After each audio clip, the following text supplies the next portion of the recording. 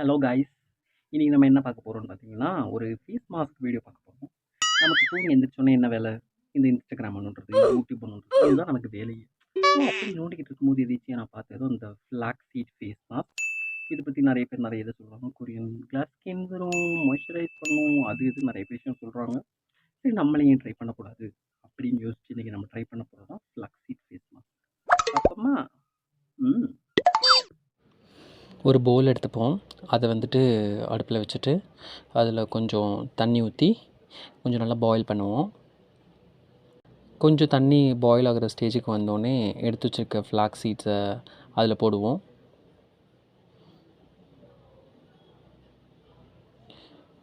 சரி, போட்டுட்டு கொஞ்சம் கொதிச்சு வந்ததுக்கப்புறம் ஒரு ஸ்பூன் வச்சு லைட்டாக கிளறிக்கணும். கொஞ்சம் 2-3 மினிட்ஸ் கழித்து பார்த்தோம்னா இப்படி தான் இருக்கும். கொஞ்சம் அது கூல்டவுன் ஆனதுக்கப்புறம் நம்ம அதை எடுத்து வைப்போம். ஓகே, இப்படி தான் இருக்கும். எடுத்ததுக்கப்புறம் இது வந்து நம்ம வடிகட்டிட்டு நம்ம பார்ப்போம் எப்படி இருக்குன்ட்டு. ஓகே, இப்போ நம்ம பார்த்தோன்னா இந்த ஒரு ஸ்லைமி ஃபார்மில் தான் இருக்குது இந்த ஜெல் வடிகட்டினதுக்கப்புறம். நான் வந்துட்டு வடிகட்டியில் ட்ரை பண்ணே வரல. ஸோ அதனால் ஒரு துணி எடுத்து அதில் வடிகட்டினேன். ஓகே, இதை நம்ம அப்படியே ஃபேஸ் ஃபுல்லாக நல்லா ஆல் ஓவர் ஃபேஸ் எல்லா இடத்துலையுமே நம்ம வந்து அப்ளை பண்ணிக்கலாம். ஃபோர்ஹெட்டில், காது சைடு, நெக்கில் எல்லா சைடுமே நம்ம வந்து அப்ளை பண்ணிக்கலாம். ஃபுல்லாக எல்லா இடமும் கவர் ஆகிற மாதிரி. சரி, கொஞ்சம் கூட ஜெல்லி மிச்சம் இருந்துச்சு.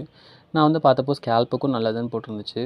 ஸோ அப்படியே நான் அப்படியே லைட்டாக தலைக்கும் தடவிக்கிட்டேன். அப்படியே இயர் சைட்ஸும் அந்த சைடுமே ஃபுல்லாக தடவிக்கிட்டேன். தடவிட்டு பார்த்ததுக்கப்புறம் ஒரு ஒரு 10 மினிட்ஸ்க்கு அப்புறம் இப்படி தான் இருந்துச்சு. கொஞ்சம் நல்லா க்ரிப்பாக டைட்டாக இருந்துச்சு ஸ்கின்னோடது.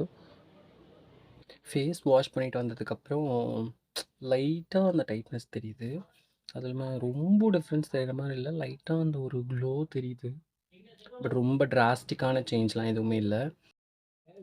இந்த ஃபேஸ் மாஸ்க் மூலமாக வந்துட்டு இன்ஃப்ளேஷன் கண்ட்ரோல் ஆகும். அப்புறம் இந்த ரிங்கிள்ஸ், அந்த ஏஜிங் அதனால ஸ்கின் இதாகிறது வந்துட்டு குறையும்னு சொல்லியிருக்காங்க.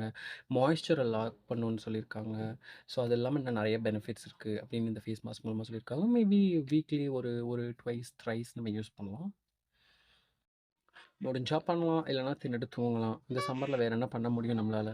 வெளியவும் போக முடியாது. So that's it guys. பார்ப்போம். பை.